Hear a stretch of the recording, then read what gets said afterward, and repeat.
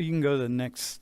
So the title of the class I'm calling The Impossible Balance, because by the way, this is always my favorite class. Since I started teaching many years ago, this has really always been the favorite thing to talk about. And I say that because for me, it was the first moment in my life when I would say, like, I became, my mind engaged fully, and I saw the possibility of becoming a thinker. And, someone who really can manage and work with ideas. It really, when I got this. And so what we're going to talk about today and Thursday as well is at the heart of every argument, every conflict, every discussion that we have that involves human beings and human behavior. And it's everywhere. And what you want to do is just hold this and think about it and start drawing on it. And when you're having any kind of argument, maybe it's an argument about homelessness or poverty or whether we need the police or racism or discrimination or fair housing or anything at all, you just go here. This is it. And okay, go to the next slide. So if you want to understand human behavior, you want to understand the causality and the motivation. It either comes from in here, right? It's right here. It's decisions that we make. Like I decide, hey, I make my own decisions and I can overcome any obstacles. So we want to understand how I got here to be a professor at Penn State when I grew up in the working class and people in my family didn't go to college, and it's just, I didn't know anybody really that would be of the professoriate class. How did I get here? And so on this side are all the things that are up here. I decided on it. I saw how to do it. I carved out the path. I made decisions in my life that said, okay, listen, I want to be a professor, so I'm going to kind of study this, and I'm going to work hard here, and I'm going to figure things out, and I'm going to walk this path to be a professor. And all the things that go into being in this life are things that I decided. Like, I really made decisions, and any one of you could be a professor if you wanted to. In 15 or 20 years, you could be right here. All you got to do is decide. It's right in your head. Just decide. Make decisions. So that's here. On the other side is causality that we explain by factors and forces outside of our control. That I follow others around me. I do things that other people around me do. Like, look, I'm the only one of all my friends and people who I knew, like, I'm the only one that went on to be a college professor. Like, nobody thought about things like that. I went to a working class school. Like, no one did that. Everybody followed. And I followed. I did all the things my friends did, except I became a professor. But all the other things I followed. There's so many things. I just followed. I'm looking around. I have all these people around me, my family, my community, my friends, my teachers, everybody, my neighbors, and I just really kind of followed them. I dressed like they dressed. I listened to the music that they listened to. My friends, they all started smoking weed. I started smoking weed. They started drinking. I drank. I did this. I did that. Whatever it was, I did that. Things outside of my life, therefore, were greatly controlling my path. So I'm on this path, right? It's a different version of the path that's over there. But there are so many things outside of me that were shaping me walking up this path. The fact that I'm a man shaped this path. The fact that I'm able-bodied. The fact that I'm 5'11". I'm not 5'2" or 4'9". The fact that I'm white. Man, the fact that I'm white has shaped my life in ways that I have no comprehension of the ways in which being white has shaped my life and made decisions for me, opened doors, closed doors, invited people in, invited me places, all of that stuff, all of it. The fact that I'm a man, the fact that I'm not gay, and dealing with coming out of the closet when I was in the 1970s, all of these things, the social class of my family, y'all. Like, man, I started buying my own school clothes when I was 13 years old.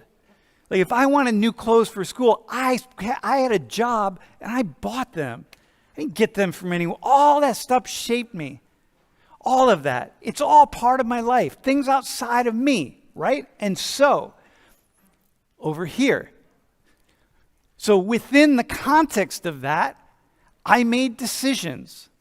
I didn't go to a really good college. In fact, I wasn't a good student. There are all sorts of things that I did and did not do because of the factors and forces that were shaping my life.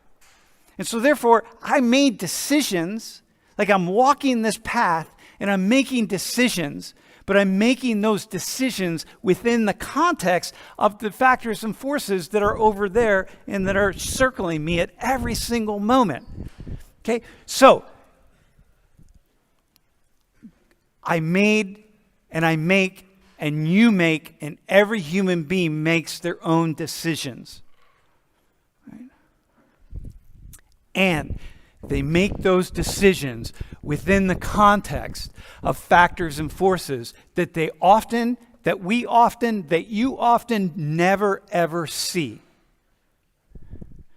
So you, for example, might think like, oh, here I am. I'm at Penn State and I'm going to get a business degree and I'm at Smeal and it's a good school and it's all good and I'm going to do really well for my class and I'm going to go just as far as anybody else because you're down here going like, yeah, okay, so I don't grow up, my parents don't work on Wall Street, but I want to get into finance and like I think I can really do this and I think I can fairly compete with everybody else. But yeah, you can walk up that path and you're going to walk your own path. And no matter what happens, right? You don't stop just because you don't have a parent that works on Wall Street is going to get you a job or something. You don't stop, you walk the path. But you're going to walk a very different path than the other person who's not at Penn State. Yeah, Penn State's a pretty good school. But it's not the top school. Right? You're going to walk your path, but there are other people that are going to walk that path, this other path that it's totally different from you. They have opportunities, they have things that are happening for them that you will never see and you will never know and you have absolutely no idea of what you're even capable of. Last weekend, my wife and I spent a couple days in Spring Lake, New Jersey.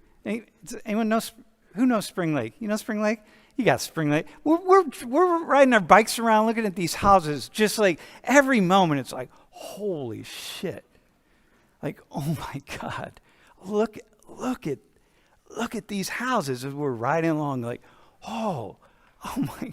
Like as a kid, I had no idea what's going on in the world. I had no idea that this stuff is going on out there. I'm just living my life like, whoa. And then suddenly realize, man, there's so much happening. And I was in the working class. So, we didn't have a lot of resources, but I wasn't poor. So when I'm making decisions from within the working class. So I'm like, okay, I got it. Now, here's the thing. Notice how it says and or. And notice how can you go back one slide? What is it like? An impossible balance, okay? It actually should be an impossible blending. I don't know why I call it balance. It's a blending because these two things are always, always, always operating at the same time.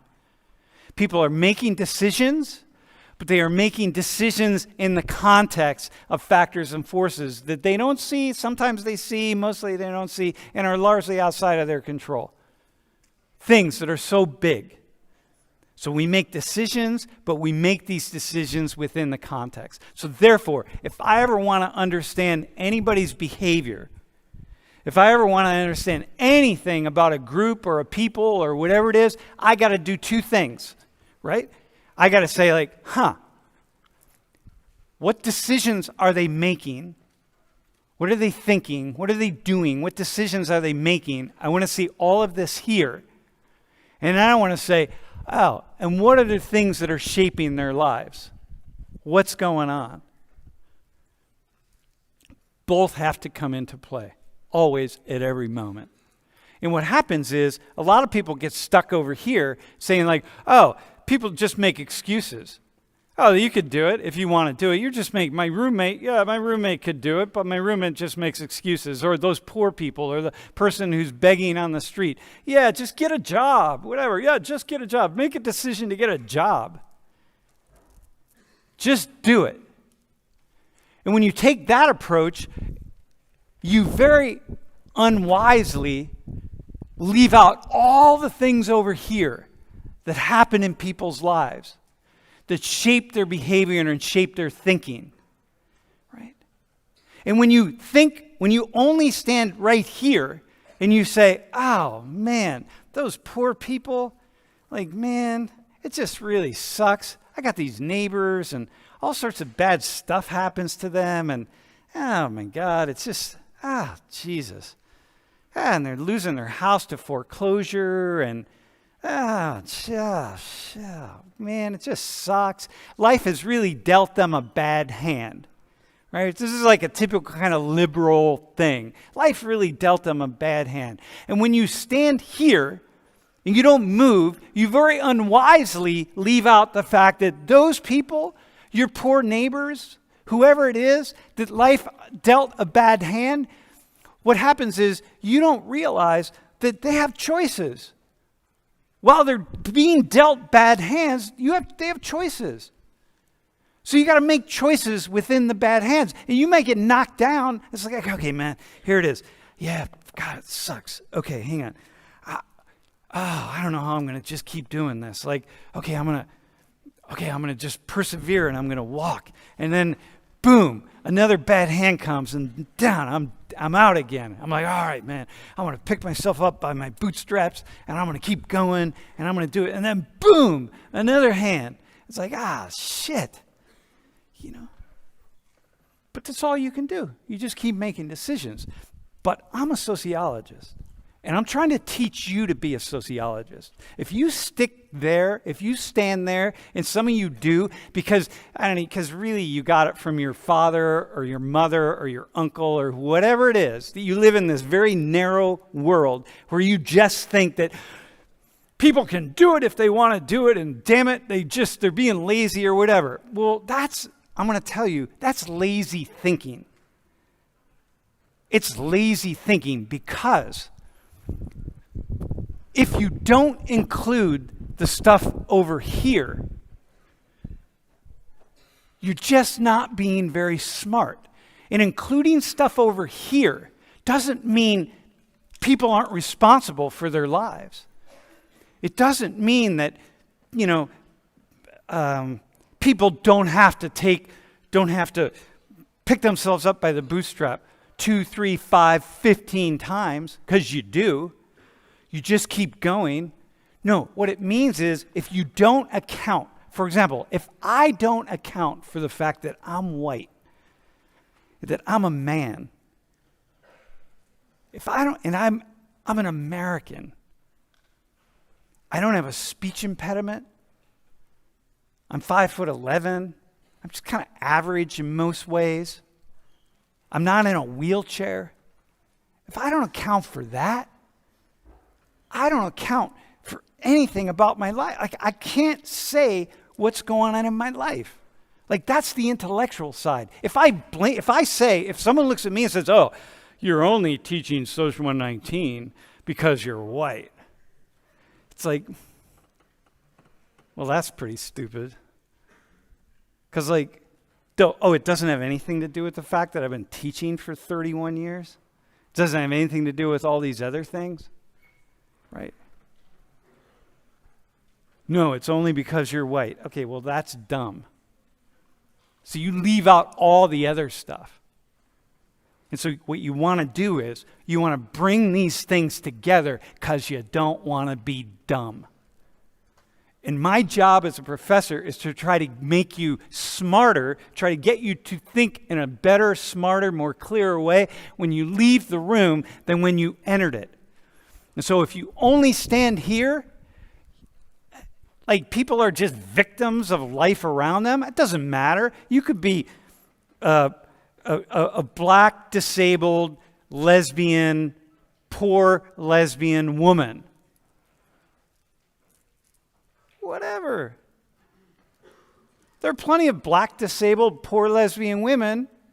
All the things that kind of work against, who's an immigrant, let's throw that on there. Who's an immigrant who decide for themselves, like, man, I don't care. I'm over here. I'm going to just keep going. I'm going to figure it out. And when I hit an obstacle in my wheelchair, I'm going to just back that motherfucker up and I'm just going to go around it.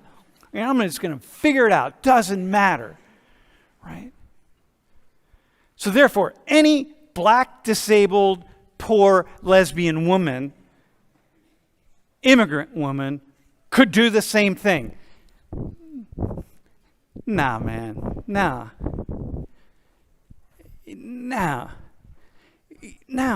You be smart about it. No. No, not everybody can do that.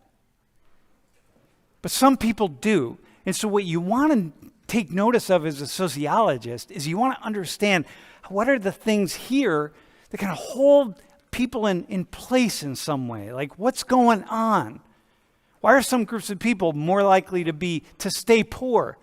And other groups of people are more likely to supersede and go wherever they need to go. Why is that? Those are the questions you want to ask. That makes you smarter. You don't make excuses. You don't make excuses for anybody. You don't nothing at all. You just go. Okay? Cool? All right, man. Yo, do you see that, right? It's a thing that don't get stuck in one place or another. Okay, so we're going to have a conversation. You can just leave it there. Hey, so can we get the first 3 volunteers?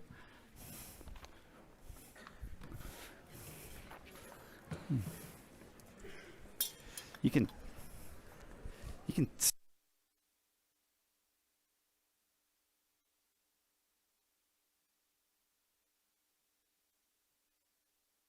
Is that a new battery?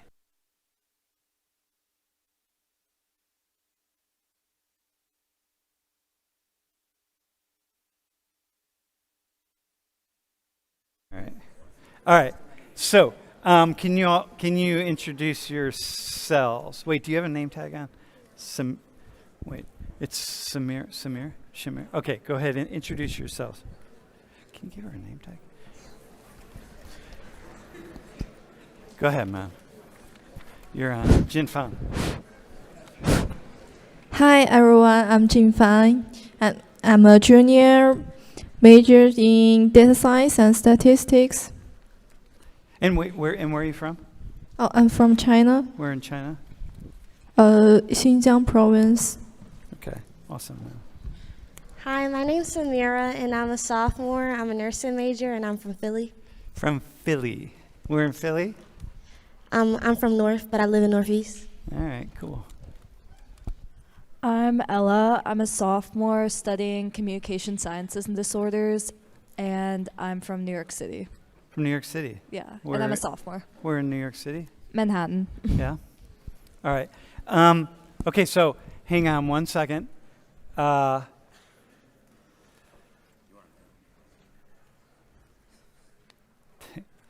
right, you ready? Hey, can you guys make sure you turn your phones off, all right? Turn your Wi-Fi off. Okay, so listen. We're going to have a conversation. We have 50 minutes of class. So I'm going to have half the conversation with these 3 of your classmates, and then we're going to have another conversation with two other classmates on different issues. So what I want to explore here, so the first thing you need to like hold on to is, hang on. Don't, so nobody's talking, okay? Cool? You can do that, right? 50 minutes? It's not that big of a deal. Okay, so Samira, let's start with you. You can pull your hat back just so people can see you. All right. No, you can put it back on. I just want... We good? All right. Maybe it's me. I get it. All right, so listen. When did you first start thinking about skin color, skin pigmentation? I don't mean the fact that you're black. I mean like dark and light black skin.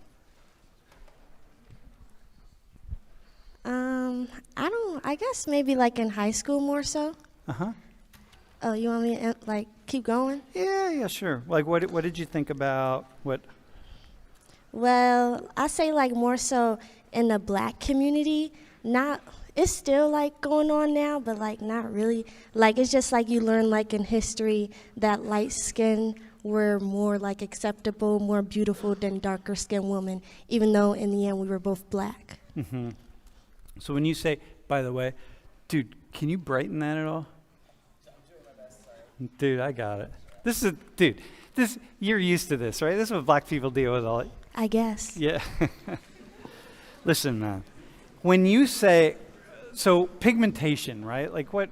So when you say like history, when did you first start to have like an idea of like they're different? The colorism. Then we say color. Do you know what colorism is? I mean, can you just say what colorism is? I guess colorism, like not like the actual definition, but colorism is more so like you have benefits because you're like a lighter skin. Like not exactly that you're white, but just a lighter skin. Period. Yeah. So in the way it's like, look, skin, not just skin, like pigmentation, right? So all skin, there are reasons why we all have different shades of skin, right? I mean, I can talk about this at another time. I don't want to talk about it right now. But skin pigmentation within particular communities. So in the white community, and what we talk about at the brown community, what we see as the black community. And when we say black community, it's not just there's the sociology of the black community, which is sub-Saharan Africa. But what we see, the darkest skin pigmentation is actually in South Asia, not in Africa, consistently. But it's the idea that there are benefits and detriments that come with shades of skin color. So colorism, right? So it's also what the good things that come with skin. So within the black community, did you grow up in the black community? No. What community did you grow up in? Mine is kind of like half and half. I spent my summers down in North Philly and my school years in Northeast, so white and black, I guess. Okay. And when did you start having ideas that there were different skin pigmentations in the black community and that they mattered? Like, what do you mean? Can you rephrase the question? Yeah, like if you were really light skinned, people would react to you differently than if you were really dark skinned. I don't know, like, exactly when. Like, I say, like, maybe middle school, high school. I feel like it's more so, like, when you become, like, attracted to boys. Like, elementary school, you're not really thinking about boys. Mm-hmm. I feel like that's, like, where it is. So did you notice then that people started to kind of separate, like, on skin color? Like, this people with lighter skin, like black and brown people with lighter skin, just... I don't know, people reacted to them in a different way than black and brown people with much darker pigmentation? I mean, it wasn't really like, oh my God, you're light skinned, like, ew, let me get away from you. Yeah. It was just not more like so that. like, I don't know, like, it just was there. Like, we knew that it was there, but it wasn't like, kind of like really talked about unless it was brought up on social media like a debate. Okay, so this is where I want to go. This is perfect, right? It's not where I want to go, but you just opened a door here. It's there. So did you hear what Samira, right? Did you hear what Samira said? It's like it's there. You don't really talk about it. So you didn't talk about it every moment, but it's there. You're aware of it. Like it starts to seep in, right? Like you just start to get aware. And like suddenly, before you know it, it's as though, here, I'm going to do this thing behind you. It's like there are these invisible strings that are coming down for her, on her life, as a woman, as a black woman, and these invisible strings that are taking hold. And they start to grab onto her in different places. And then before we know it, like we all have these things. And before we know it, these strings are the ideas that we get from other people. They're the ideas that we get from our families. They're ideas that we get from people outside of us. And these strings suddenly they're like shaping us. Like we're, I don't know, like puppets in some way, right? Like before you know it, you're being socialized, and socialization is being connected to these invisible strings of culture. Before you know it, you're being shaped by, you have thoughts by, you're thinking about all these things that really aren't part of you, but they are part of you, and you're part of a culture, and you're part of a community. So, how did you, as a black woman, as a young, how old are you? 19. Okay, you're 19. It's harder. Like when I was in my 30s, I would refer to all my students who are like 19 as women. But the older I get, it's kind of like, okay, as a young woman, right? When did you start becoming really aware of color? I want to go back to this again, like color. I mean, like, I don't know. I feel like you asked that question like 5 times, but in different ways. Yep. So, I don't know. I guess since I was born, because, like, me and all my brothers and sisters are all different shades. And my dad, he's a different shade. He's, like, he's probably the same complexion as her, to be honest. So it's, like, I already knew, like, I guess, like, since I was born, like, I already knew that there was different shades of black. Did you to what degree did you find yourself making decisions about, I don't know, did you find yourself making decisions or about, I don't know, things that, I'm not sure, I'm sitting on this, right? Like,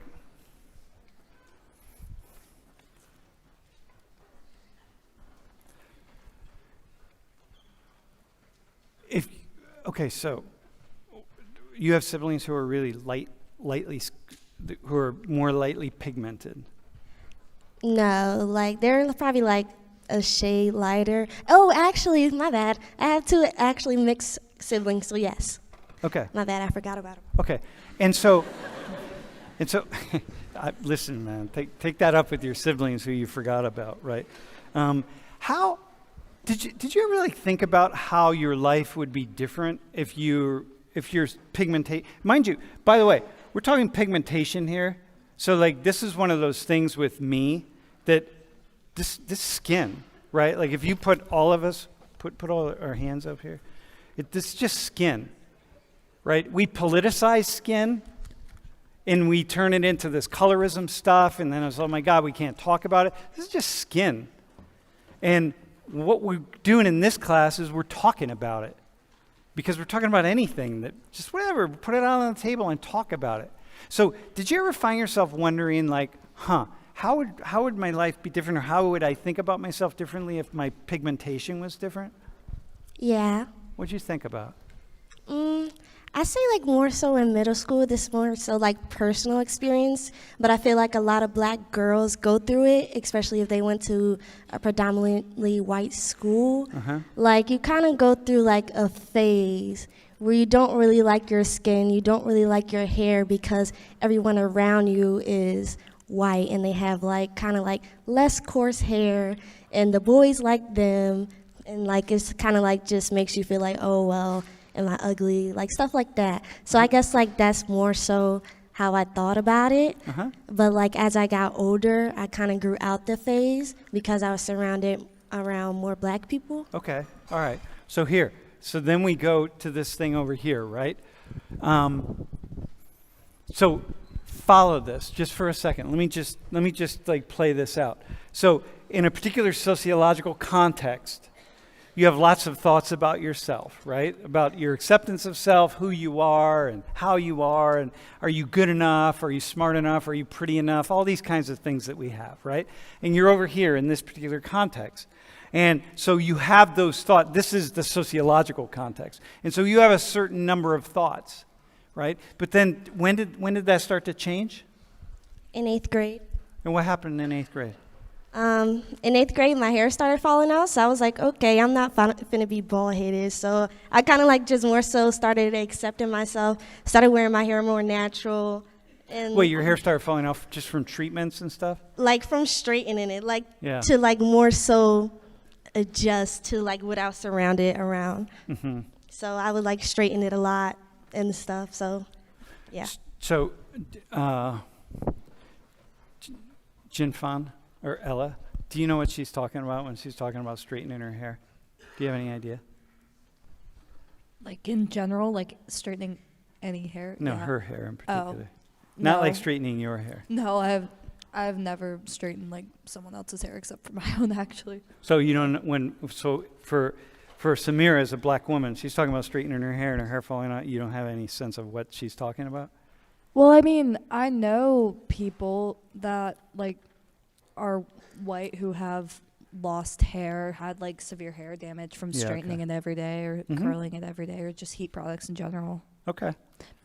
Okay. Yep. Jim Fan, do you know? Do you have any sense what she's saying? Yeah, I'm not very sure. The treatments and stuff? Yeah. Yeah. Okay. We're not going to talk about it now. Maybe we can come back to it. Someone else can talk about it. Okay. So at that point in time, but listen, the reason I stopped and asked you is because y'all understand this class is about asking questions. Like at any moment, ask the questions.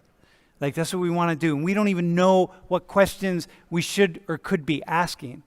And so this is awesome. Like you say that and I'm like, oh, okay. We could talk. I could talk about it. I could talk about what happened with you, what you went through, how the chemicals affect your hair. I could do all that because this is my job. But we won't do that here, right? Okay, so listen. So then how old were you when you say you changed? You decided to shift? I think in 8th grade you're like 14. So Uh-huh. 14. So you decide, all right, I can't do this anymore. And then you started looking in a mirror and you seen who? Me. Well, what'd you see? Like, who'd you see? Just like a person that was beautiful, skin was beautiful, like all that. Mm-hmm. Like that step. Yeah. So in that sense then, right, within that context, you're over here and you say, hey, this is the individual, the freedom side. You say, hey, I'm going to make a decision here. I'm tired of this happening to me. I'm tired of feeling bad. I'm tired of my hair falling out. I'm tired of all these things. And I don't want to do that. It's fine for somebody else, but I don't want to do that. And I want to walk up this path. And so I'm going to change the way I think about things. And I'm going to make a decision. It's like, okay, awesome.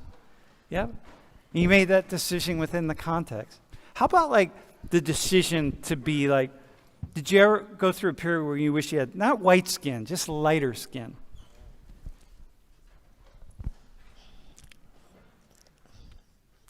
Maybe, I don't know. Maybe, I don't know, to be honest. Uh-huh.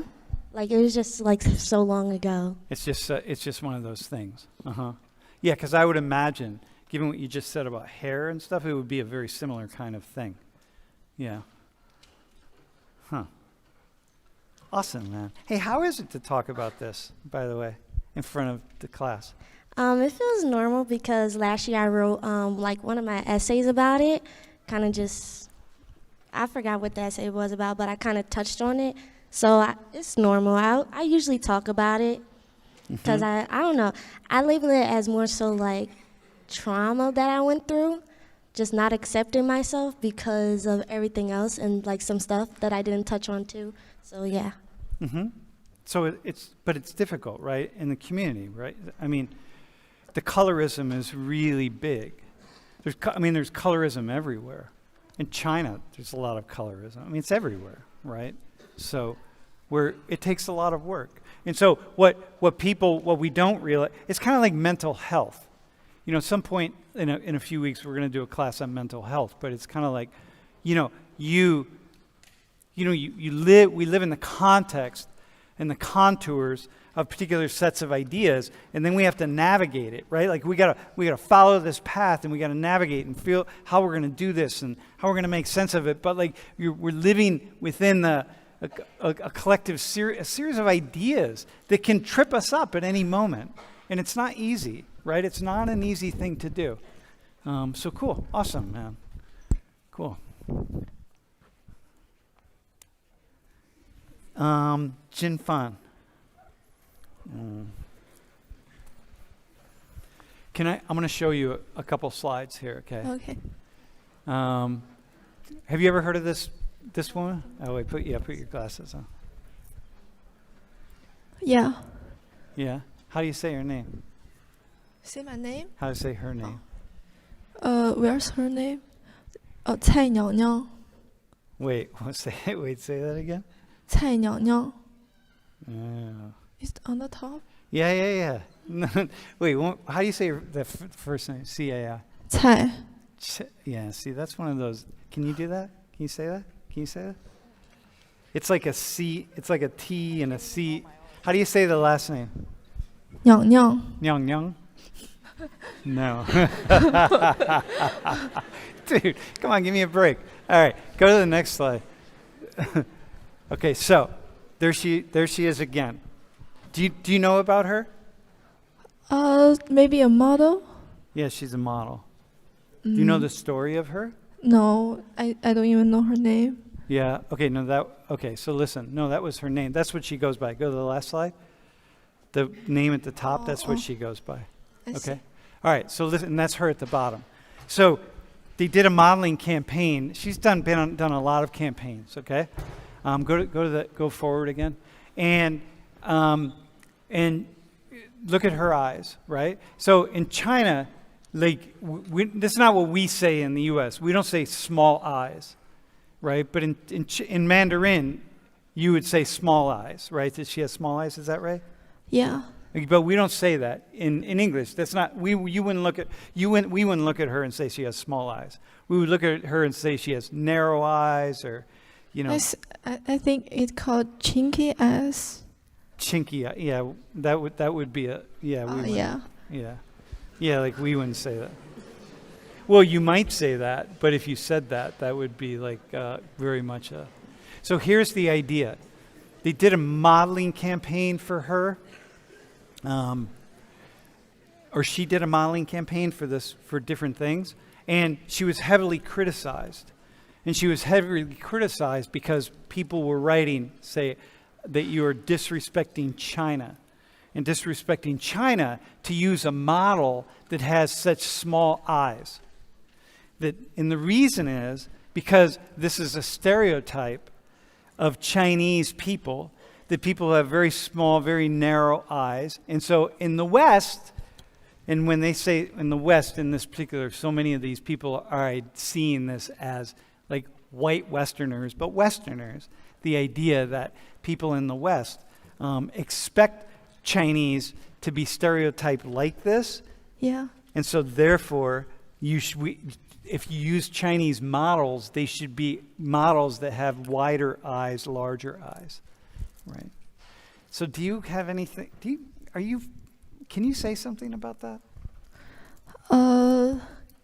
Actually, I think in my country, the chinky eyes wouldn't be considered attractive. Mm-hmm. But I think in Western countries, people think the chinky eyes are attractive.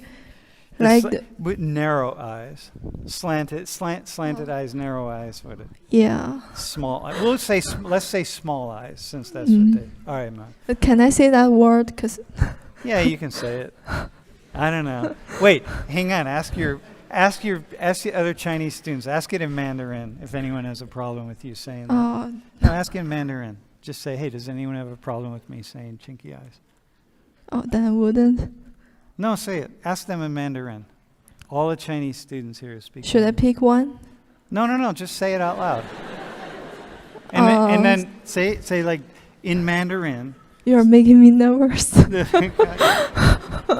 Say in Mandarin. Say, hey, Chinese students here. Does anyone have a problem with me saying chinky eyes?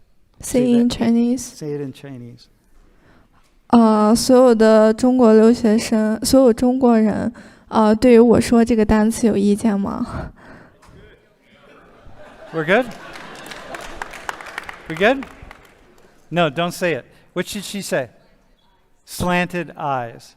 All right, we're going to say slanted eyes. Slanted eyes. Okay. Yeah. All right. So, now, so tell me, so in the West, what you just said is in the West,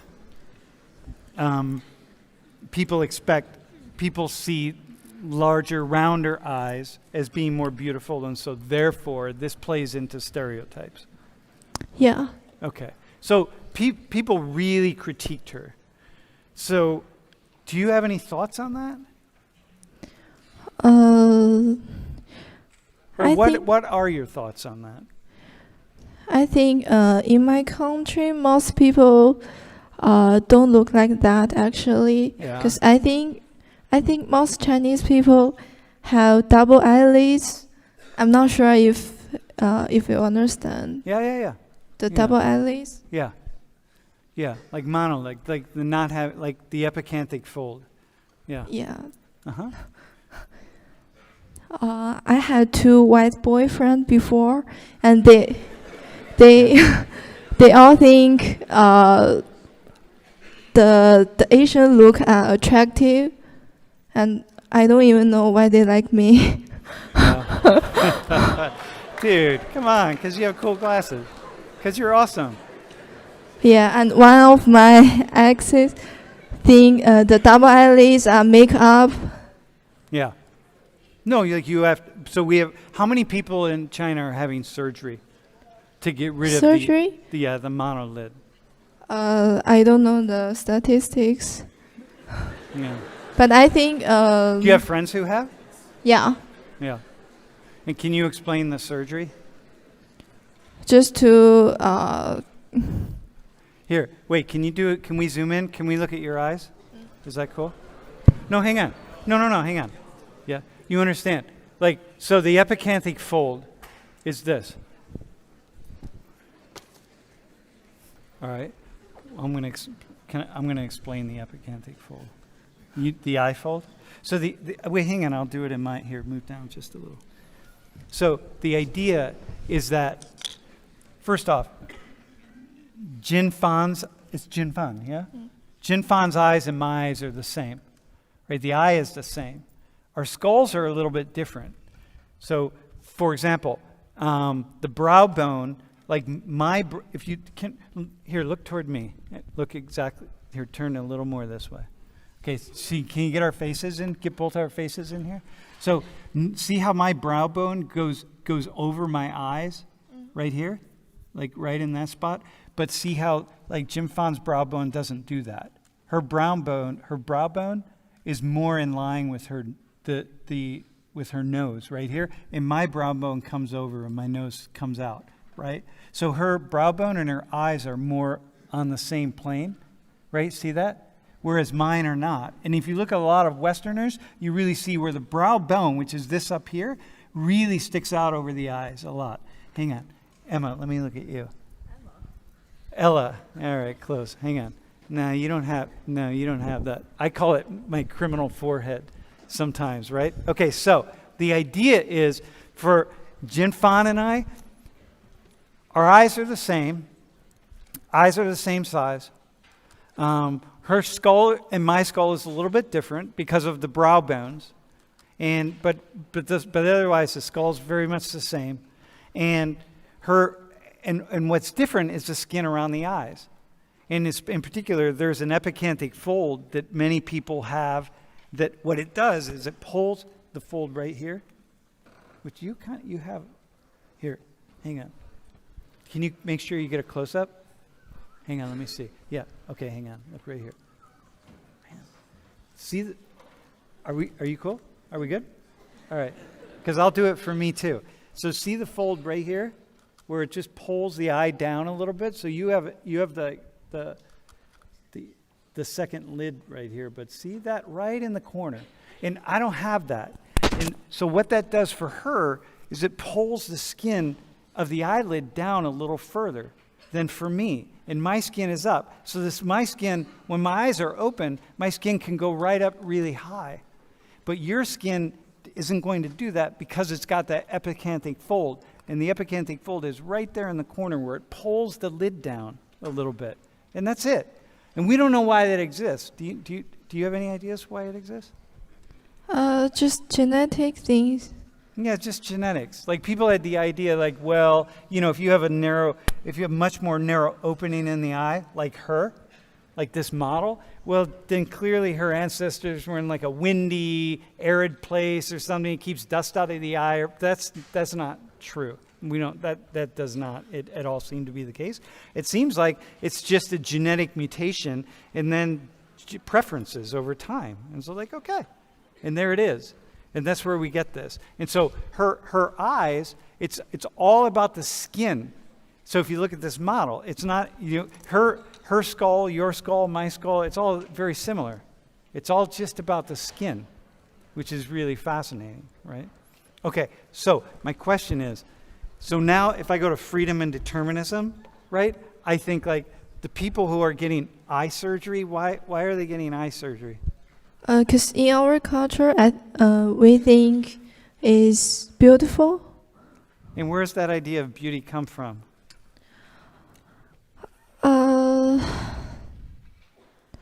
I'm not sure. Yeah. Well, where do you think it comes from? Western countries? Oh, I don't know. It comes from somewhere. It doesn't come from within them? Did they just wake up one day and decide, hey, I want to get eye surgery because I think it's more beautiful? No.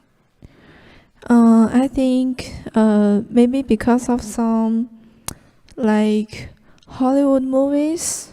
Yeah, exactly. It comes from elsewhere, right? Everything that we think is beautiful and not beautiful comes from elsewhere. So it's like people always want to think that they're walking a path by themselves and they have this idea and they're making their own decisions and like, I'm deciding what's beautiful and I'm deciding what's best and I'm deciding how I'm going to wear my hair and I'm deciding whether I'm going to get eye surgery or nose surgery or whatever. It's all about me. But the fact is, we live within a context, or if I'm going to use skin whitening cream, right? Which, by the way, is the most profitable skin and beauty product in the world is skin lightening cream. But we live in the context of the sociological situation, and we get all these ideas from other people. So any ideas that we get about whether this woman, for example, is beautiful or not beautiful, or whether you or me or Samira or Ella or whatever, it doesn't matter. It all comes from outside. And this is where the individual and the collective, right, come together. They have to come together. Everything we think is based on other things that we've consumed from the moment we were born.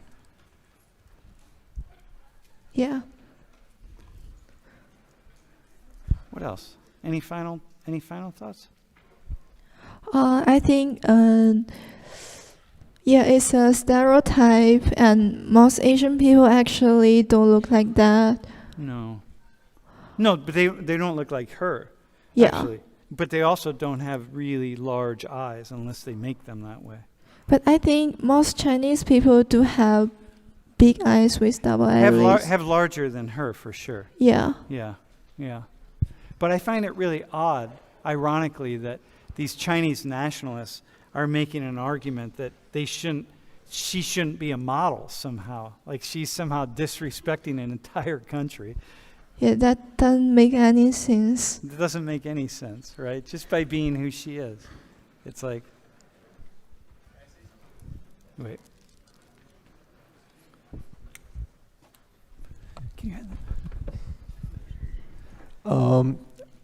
that? She got banned actually, but She got banned? I think she got banned. Yeah. But like, it's not just her look. It's because she it was like a huge thing, right, on the internet, and then she respond by doing a thing like this. Yeah. She did that on the TikTok, and it went like viral. Yeah, but And the like- issue, right? But basically, by doing that, what she did was this, right? Yeah. All the Chinese nationalists, which is like, what the fuck? Like, who am I? Like, how can you mean I can't be a model? Like, that would be like me, I can't be a model because I'm too white or something, I don't know. Yeah. I mean, like, that's, I think, considered like racism. Like, Totally. yeah, but like she did that, and then like she's just, I think nobody's like offering her job now. Yeah. Like, Yeah. No, everyone's afraid to touch her because they're afraid of the same backlash that this company got when they did this, which is really bizarre. And the reason I also wanted to talk about this in here, because Americans have the idea, especially Americans of color, have the idea that we're the most racist country and we're the only place where racism exists and all this kind of stuff. It's like, man, we're just part of a whole world of racism and bigotry and stereotyping and so on. It's not unique to here. It's just that if you've never gone outside of what is the United States and you've never looked around and you've never seen, you just have no idea how it's manifesting itself in other places. You just can't know. So, all right, thanks, Mo. Wait, do you have a final thought? Yeah, based on what he just said, I think most of us do have islands that goes up Yeah. like this. Yeah, Can you come closer? yeah. It goes up, but not like that. Yeah, no, not like that. Yeah. Yeah. But That's enough. but what this is, this is a genetic mutation, right? And a mutation in the best, which is so many of, like our ears, like there's so many pieces of the puzzle of what we are, what we become when like the three of us sitting up here, or the four of us looking out, it's like so much of what we see, the physical differences are, some are shaped by, the population subgroups and where they evolved in the world and so on. But a lot of it is just genetic mutations, like our ears. Our ears are some of really the most diverse parts of our bodies. Our ears, in some ways, are like fingerprints. Everybody has a different fingerprint. Just like get a whole group of people together and look at everybody's ears. Everybody's ears are different. Like you really look at them, but we never bother to look at them, right? So it's stuff like that. That's all based on mutations. All right, Ella. Wait. Hey, thanks, man. Ella, I want to keep talking about skin. Wait, where are you from again? New York. New York right? City, yeah. Yeah. So how often do you think about skin pigmentation? Your skin pigmentation. Mine, Yeah. like, not often, really. Not that often. Well, in regards to, like, I think of it when it comes to, like me personally. When I choose, like, a concealer out or something, or, like, I'm at Sephora and I need a new summer color. A new summer color? Yeah. So what's a new summer color? It's, like, because I get tan over the summer, so I need, like, something a little bit darker. Other than that, like, I really don't think about my own skin pigmentation. And when you decide to get tan in the summertime, Yeah. how do you decide how tan you're going to be? I usually start blistering. Oh, seriously? Yeah, because like sunburn, but like even if I wear sunscreen, because I'm really fair, so when I get to the point where I start like blistering, I'm like, okay, maybe I need to not spend as much time in the sun, but I usually get a good amount of color. So Yeah, listen, man, you don't blister. When you get to my age, that's a problem. yeah, the PSA, football my game friends. the other day. Yeah, dude, don't do Really that. did it. Okay, so for you, getting a tan, getting a little bit of color, is that like, why do you do that? Because I feel like it's become like a beauty standard for like pale people to get like really tan over the summer, like whenever, and just like I feel like a lot of people I know like don't really think like being really pale is like attractive, like white people being really pale. And I get like made fun of a lot because like I'm super fair. So Jin Fan, in China, really pale white people would be a good thing, right? Yeah. Dude, I think that's beautiful. Dude, just go to China. You got like 1.4 billion people over there. They're going to think like, holy shit. Like, the more pale you are, the more beautiful you are. Like, whatever. Shamir, have you ever wondered why white people tan? No, hang on. I'm going to change that question. How many times in wasn't your laughing life 'cause of have that. you asked that question? What do you say?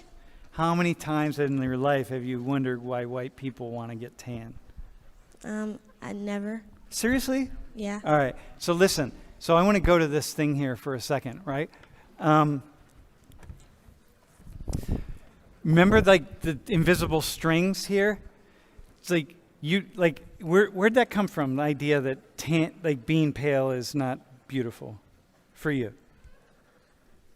For me, my mom is really like she tans really easily, so I like kind of want to be like my mom. I want to be like tan like her. Still have never gotten there, but Okay.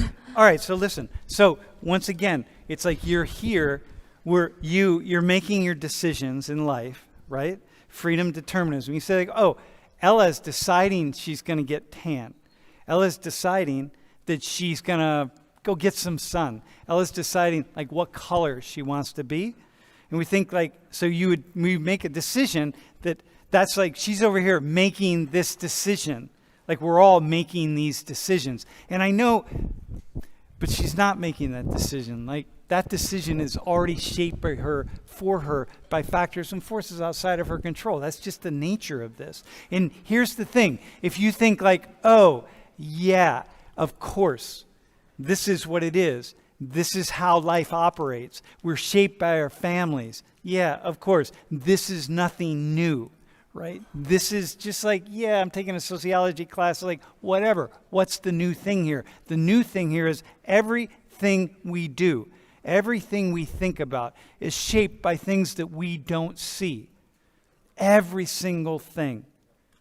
So like getting tan, it's like I also just enjoy like being in the sun in general. Yeah. So well, it feels good. Like we know that we need sun because we need the vitamin D and we need the calcium and it does something to us, right? To feel that kind of it feeling. also like the sun honestly like helps with my mood too. So like the tanning is kind of just a benefit of like laying in the sun in the summer. No, and that's what we do, right?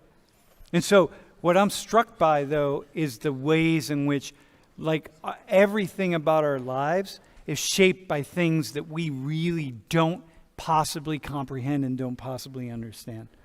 Really. It's like, it's mind-blowing, including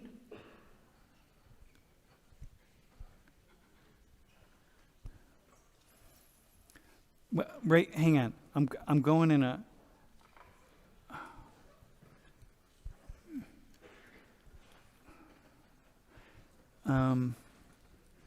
we're not going to get to this. Hang on one second, bro. I'm changing gears here on something. I'm gonna talk about something. Hey, dude. Thanks, man. Thanks. You guys can sit down. I'm gonna talk about something. Thanks, man. Okay, so listen. Here.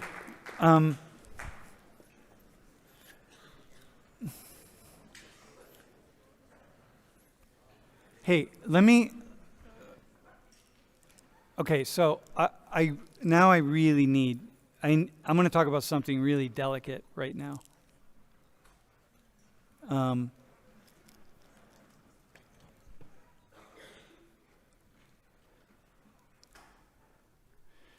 So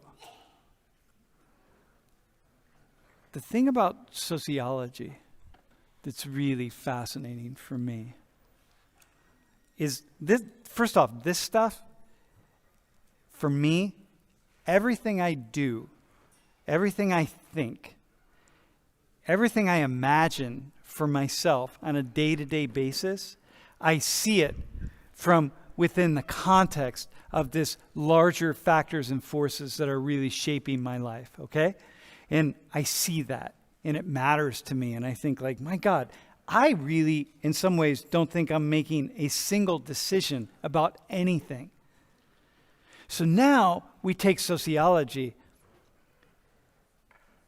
and the thing that makes it really powerful is that not only is it shaping this kind of behavior, it's shaping our most deeply held private thoughts. Man,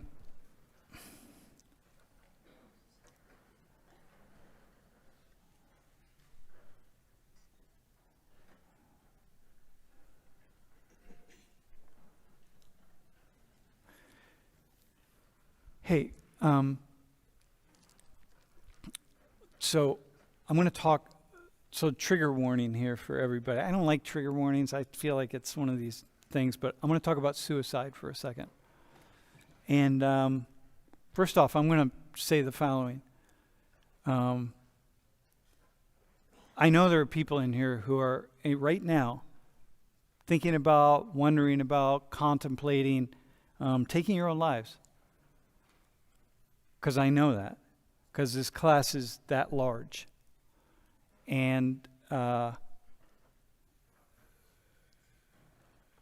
I'm going to talk about this issue.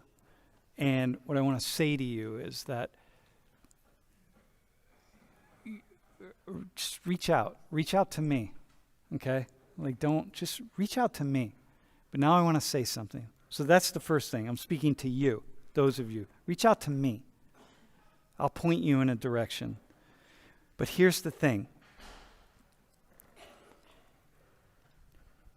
You know, there's nothing more deeply personal than suicide.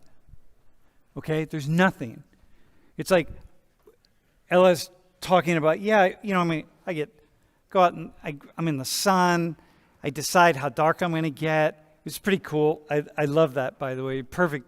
You're the perfect person for that. Like, I talk about how dark I'm going to get or how not, and like, I don't really know. It's kind of my mom shapes it. Different things shape it. You know, what's beautiful, what's not beautiful. Okay, that's one thing. But it's an entirely different thing. It's an entirely different thing to imagine taking one's own life.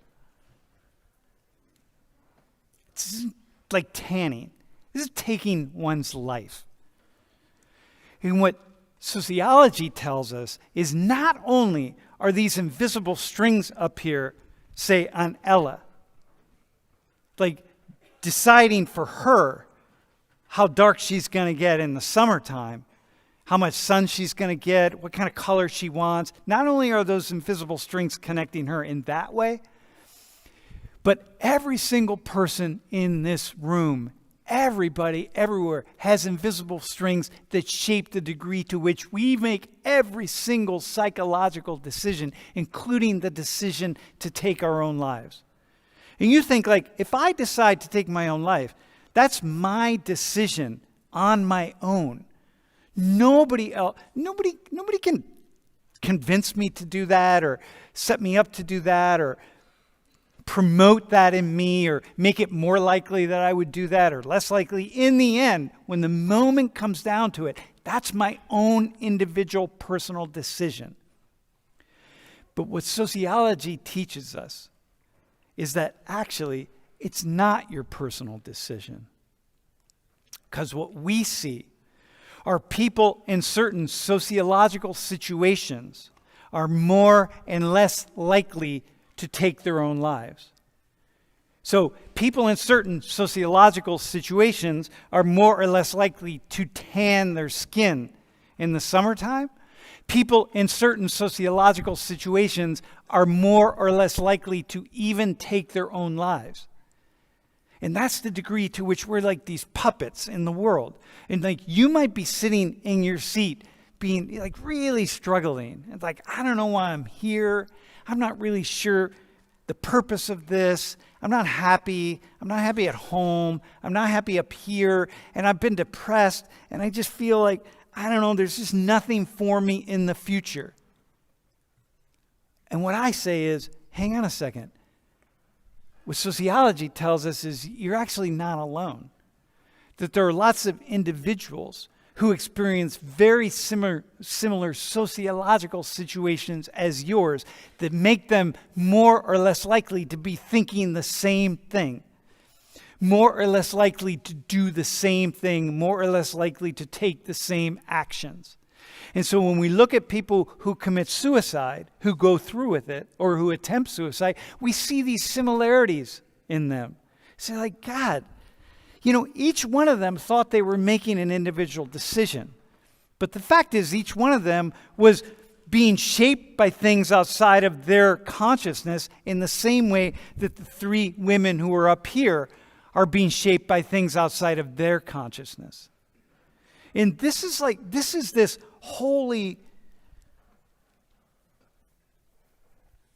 this side of the world where we think we're in control. We think we're on this path. We think we're deciding everything. We think we're deciding. And what sociology tells us is like, yeah, hang on. No, there's a different path. And it's not this one where things are being decided for us. It's this other path where a lot of stuff is being decided for us and we're making decisions at the same time. And these two things are coming together. Even those of you who are contemplating taking your own life, you think you're deciding that, and you're not. It's not about you. It's like we're these puppets, and we're being shaped, and we're connected in these really profound ways. It's like it's not about us. Yeah, it's not all about us. Yeah, we make certain decisions. But there are other things that are affecting us. So when I think about all of this stuff, when I think about understanding sociology of groups and all the kinds of questions that we're asking in a class like this, I'm just thinking of the ways in which we're all connected by these invisible strings. We're like these tribes out there, even though we think we're alone and we're not. It's really intense. It's so intense.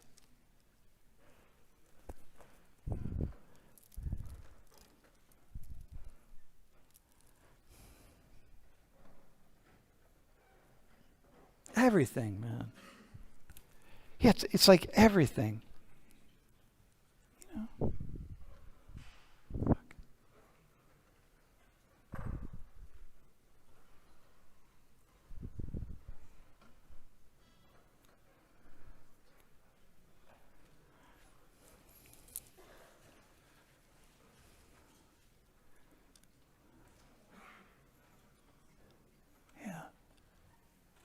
Hey,